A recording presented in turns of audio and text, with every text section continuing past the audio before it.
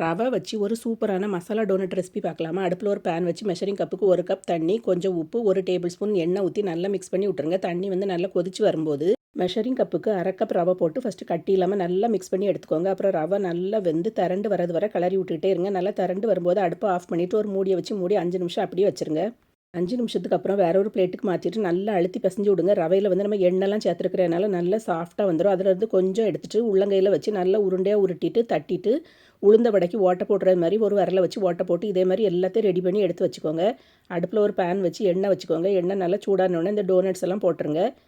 நல்ல golden brown கலரில் வரது வரை வெயிட் பண்ணுங்கள். கோல்டன் ப்ரௌன் கலரில் வந்தோடனே திருப்பி விட்டுருங்க. 2 பக்கமும் நல்ல கோல்டன் ப்ரௌன் கலர் வரது வரை வேக வச்சு எண்ணெயெல்லாம் வடிச்சிட்டு ஒரு பாத்திரத்தில் தனியாக எடுத்து வச்சுருங்க. இதில் வந்து உங்களுக்கு சாட் மசாலா பிடிக்கும்னா சாட் மசாலா போட்டுக்கோங்க. சிக்கன் 65 மசாலா, தந்தூரி சிக்கன் மசாலா எது வேணாலும் போட்டுக்கோங்க. போட்டுட்டு நல்லா குலுக்கி விட்ருங்க.